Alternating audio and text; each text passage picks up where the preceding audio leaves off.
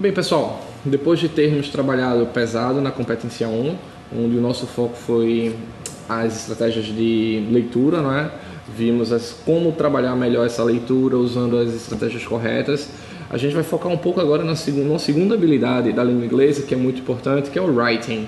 Apesar de ser uma habilidade que nem todo mundo usa muito, mas quando utilizar é essencial. Está extremamente conectada com a estratégia anterior, com a competência anterior. A gente trabalhou a leitura. Por quê? O normal, o usual é que você leia os e-mails, receba os e-mails e tenha que escrever, tenha que reenviar essa informação de onde você recebeu. Então, muitas vezes vocês devem ser solicitados a enviar alguma coisa, serem solicitados alguma informação importante, e aí vocês tenham que precisar escrever algo para essas pessoas.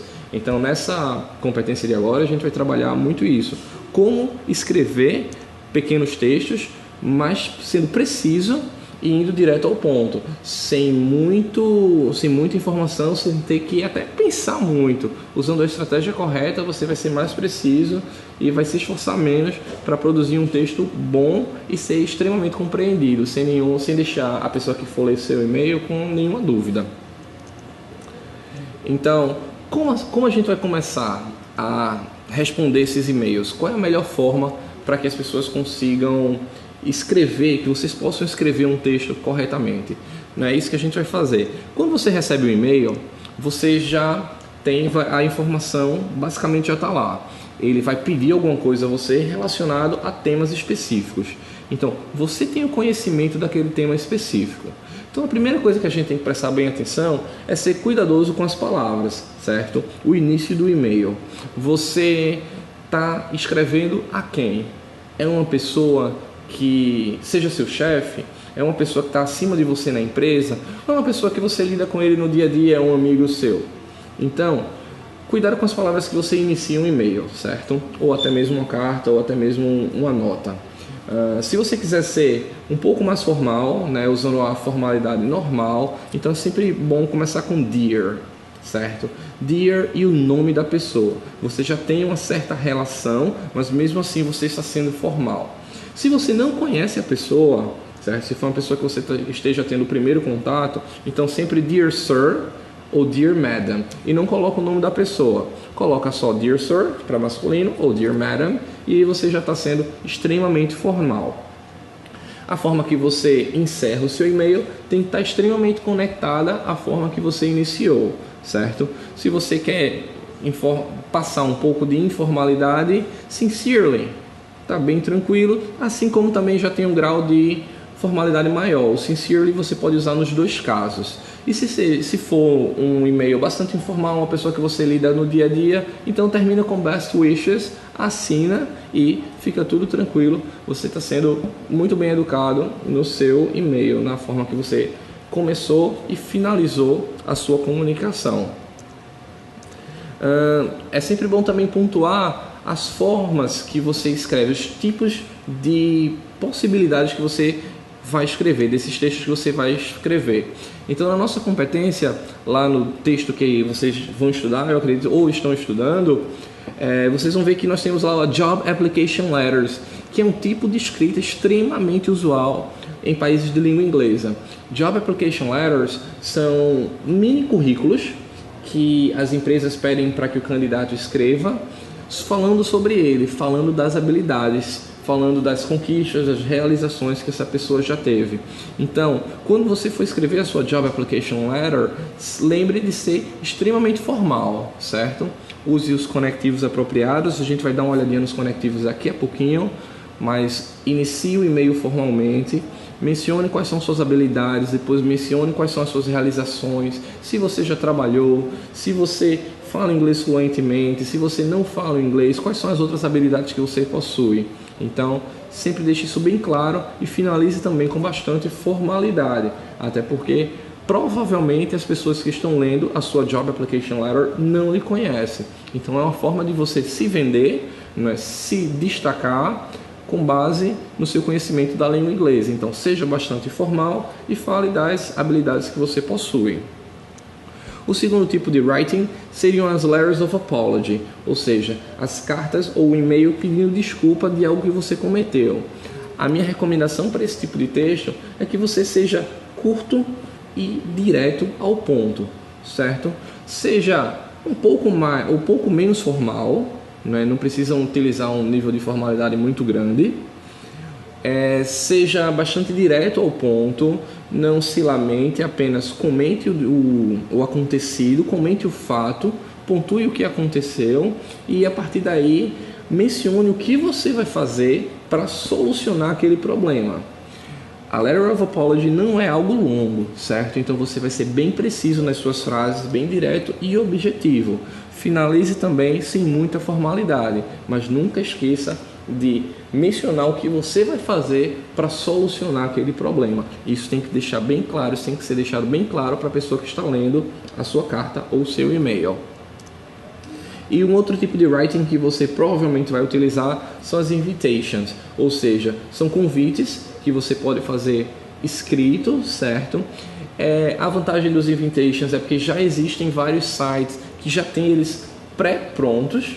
Então, na maioria dos casos, você vai só completar com as informações essenciais, como horário, dia. Se for uma reunião, tem que deixar tudo bem específico, onde vai acontecer, qual o horário, quem vai estar presente. Até no nosso caderno vocês podem dar uma olhada, eu deixei um link lá para vocês com um site com várias possibilidades de invitations, mas a dica que eu deixo para vocês aqui seja bastante objetivo, também seja rápido, não precisa se expressar muito, não precisa falar muito, mas deixe as informações bem claras, pontue sempre o local, data, horário e quem vai estar presente. E agora eu quero trabalhar com vocês e chamar a atenção para a parte mais importante de uma produção escrita. São as linking words, certo? Outras pessoas conhecem como connectives. São aquelas palavras que fazem o seu texto fluir. São aquelas palavras que constroem o texto para você, que para o leitor acaba sendo um canal das ideias de quem está escrevendo. Então é essencial que você tenha um bom conhecimento sobre as linking words. São poucas? Não são. São várias e de diferentes usos. Então, se você quiser, por exemplo, pontuar algo que é um contraste, né, ou dar uma ideia contrária, então você tem uma expressão como on the contrary. Você pode usar o tradicional but, o however, que significa a mesma coisa que o but, só que um pouco mais formal. Então, só para contraste, você já dei de cara para vocês 3 exemplos. Se você quiser dar uma ideia de sequência, então você tem o popular and, então você também pode usar o then, uma expressão consequently, então há diversas. Então, pessoal, se eu pudesse dar a vocês uma dica que fosse considerada a mais importante, eu diria essa: internalize, dê uma estudada, corra atrás de linking words, porque são esses conectivos que vão fazer o seu texto fluir com muito mais facilidade. Ele tanto ajuda você que está produzindo, quanto a pessoa que está lendo o seu texto. Deixa o seu texto cada vez mais autêntico.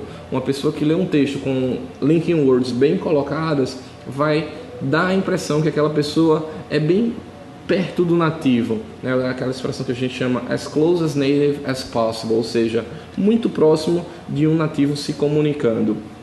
No nosso caderno também tem uma tabelinha lá com vários conectivos para diferentes possibilidades. Então essa tabela eu queria que vocês realmente dessem uma olhada bem mais precisa para no momento da prática que vocês forem produzir os textos de vocês estejam com eles na ponta da língua, né? E aí uma outra informação importante: coesão e coerência, que é uma consequência do uso das linking words, né? Se você utiliza bem esses conectivos, o seu texto vai ser bem coeso e vai passar uma coerência para a pessoa que está lendo. Então, bota isso na cabeça. Cohesion e coherence, coesão e coerência, eles devem trabalhar juntos, devem andar juntos, mas só vão acontecer, essa fluência do seu texto só vai acontecer se você utilizar corretamente as linking words, certo? Então, realmente vale a pena dar uma estudada forte nessas linking words.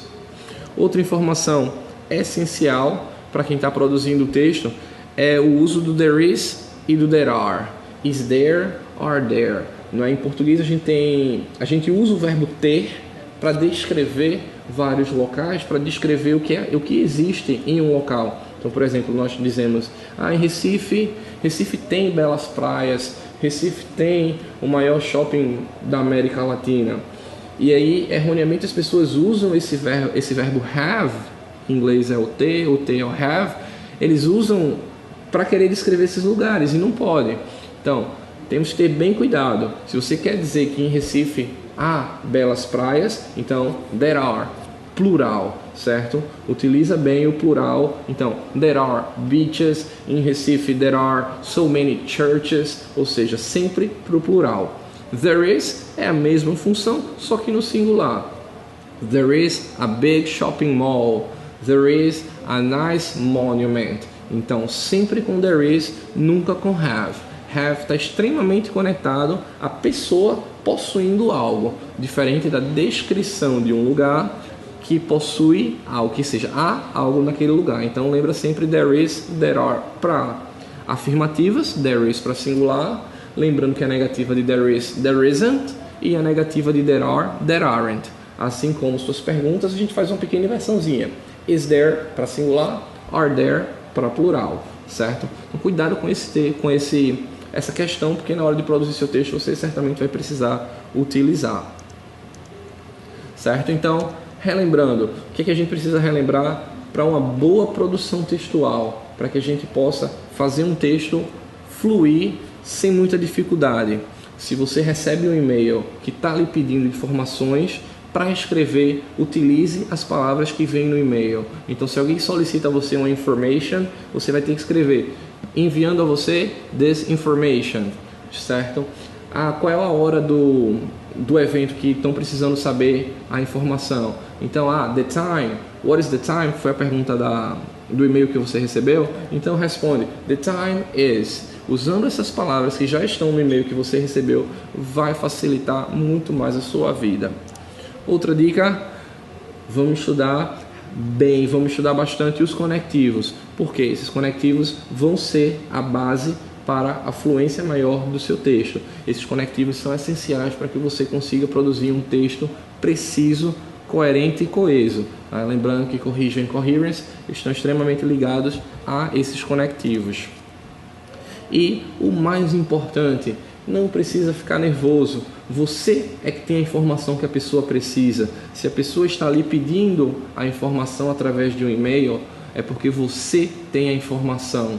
Então, pare um pouquinho, analise com cuidado o que foi solicitado, reconheça as palavras-chave, utilize essas palavras no seu texto, dê a informação que você tenha e a partir daí você vai construir um texto positivo. Lembrando sempre, é proibido usar um tradutor? É proibido usar um dicionário? Não. Mas também não é preciso você jogar todo um texto em português para ter essa tradução no inglês. Não. Você consegue fazer esse texto tranquilamente usando essas estratégias que estão no nosso caderno. Ok? Então, só para lembrar mais uma vez, se precisar, qualquer dúvida é só me escrever. Mais uma vez está aí meu e-mail. Obrigado.